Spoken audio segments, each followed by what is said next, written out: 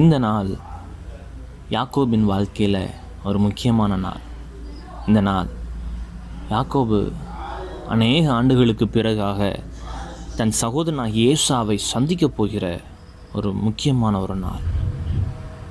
அதை தன் சகோதரனை சந்திக்கப் போகிறோம் என்பதை நினைக்கும் பொழுது பல காரியங்களும் பல காட்சிகளும் கண்களுக்கு முன்பாக வந்து போகிறது.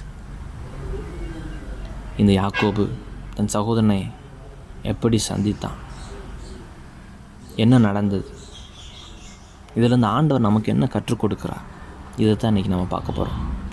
Price Lord. ஆண்டவருடைய நாம மகிமை பெறட்டும். இந்த நாளில் கூட கர்த்தருடைய வார்த்தை எங்களோடு பகிர்ந்து கொள்வதில் மிகுந்த சந்தோஷம். நம்ம எல்லாருக்கும் யாக்கோபுடைய வாழ்க்கைன்னு தெரியும். யாக்கோபு தன் சகோதரனாகிய ஏசாவை தன் தகப்பனாகிய ஈசாக்கு அநேக முறை அவன் அநேக காரியங்களினாலே அவனை வஞ்சித்து ஏமாற்றி ஆசீர்வாதங்களை நன்மைகளை பெற்றுக்கொண்டான். அநேக ஆண்டுகளாக தன் மாமனாகிய லாபான் வீட்டில் அவன் தங்கியிருந்தான். மனைவிகளை பிள்ளைகளை பெற்றெடுத்தான். அந்த இடத்துல அவன் ஆசீர்வதிக்கப்பட்டான். கர்த்தர் அவனை 2 பரிவாரங்கள் உடையவனாய் அவனை ஆசீர்வதித்தார். அதோடு அவன் வாழ்க்கை நின்று போக ஆண்டவர் பேசினார், நீ மறுபடியும் அவன் சொந்த ஊருக்கு தகப்பன் தேசத்துக்கு போ என்று சொன்ன பொழுது அவன் திரும்ப வருகிறான். வரும்பொழுது அவனுக்கு இருந்த ஒரு தயக்கம் என்ன அப்படின்னா, ஏற்கனவே இவன் ஏமாற்றி வந்த இந்த உறவை நினைக்கும் பொழுது, ஏசாவை நினைக்கும் பொழுது என்ன நடக்கப் போகிறது, என்னுடைய குடும்பத்துக்கு என்ன நடக்கும், எனக்கு என்ன நடக்கும், இனி அவனை எப்படி நான் சந்திக்க போகிறேன், அவனை எப்படி நான் பார்க்க போகிறேன், எப்படி நான் பேச போகிறேன்னு சொல்லி பல காரியம் நினைத்து இந்த யாக்கோபு மனதிலே அவன் கலங்கினான்.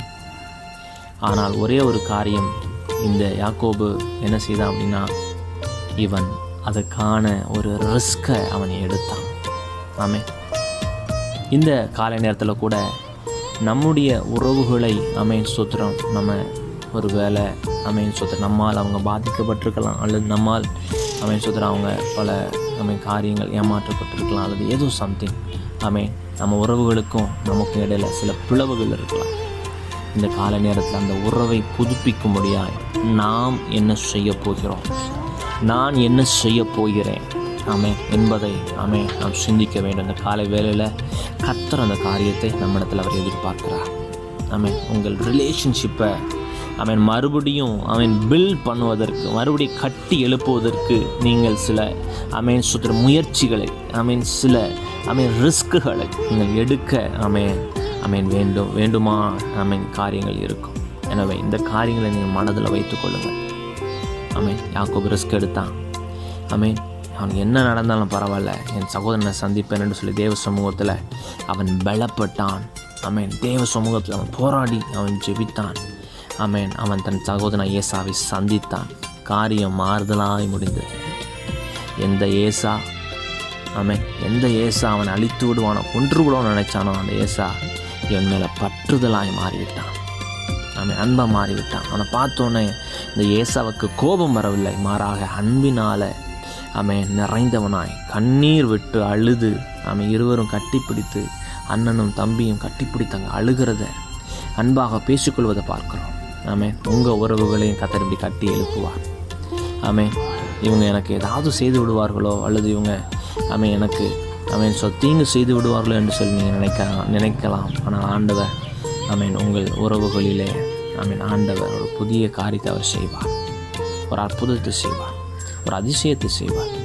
உங்களுக்காக அவர் பரிந்து பேசுவார். நீங்கள் தனிமையாக இல்லை. நீங்கள் எடுக்கிற அந்த ரிஸ்கில் நீங்கள் தனிமையாக இல்லை. கர்த்தர் உங்கள் கூட இருக்கிறார். உங்கள் குடும்பத்தை, உங்கள் உறவுகளை கர்த்தர் கட்டி எழுப்புவார், பலப்படுத்துவார், ஆசீர்வதிப்பார். நாம் ஜெபிக்கலாம். நல்ல பிதாவே, இந்த நாளுக்காய் ஸ்தோத்திரம். ஆண்டவரே, உறவுகளை கட்டி எழுப்புவதற்கு நாங்கள் செய்ய வேண்டிய காரியங்களை செய்வதற்கு உதவி செய்யும். யாக்கோபு தன் சகோதரனிடத்தில் அவன் மன்னிப்பு கேட்டான். ஆண்டவரே, அதுக்கான முயற்சிகள் அவன் எடுத்தான், காரியங்களை செய்தான். நாங்களும் எங்கள் உறவுகளை, எங்கள் கர்த்தர் எங்களுக்கு கொடுத்துருக்கிற உறவுகளை ஆண்டவரே கட்டி எழுப்புவதில் அவங்களோடு மறுபடியும் போய் ஆண்டவரே சமரசமாக ஆண்டவரே சோத்திரப்பா காரியங்களை செய்வதில் எங்களுக்கு உதவி செய்யுங்கப்பா. இது கேட்டுக்கொண்டு இருக்கிற பிள்ளைகள் வாழ்க்கையில் இந்த பிரச்சனையில் அவங்க கடந்து போவாங்கன்னா, கர்த்தர் இந்த நாளில் அந்த உறவுகளை மறுபடியும் நீங்கள் புதுப்பித்து தர ஜெபிக்கிறோம். கணவன் மனைவி உறவுகள், குடும்பத்தில் உள்ள மற்ற உறவுகள் எல்லாம் பலப்படச் செபிக்கிறோம். ஆசீர்வதி. உங்கள் நாம மகிமைப்பட இயேசுவின் நாமத்தில் பிதாவே. ஆமென். ஆமென்.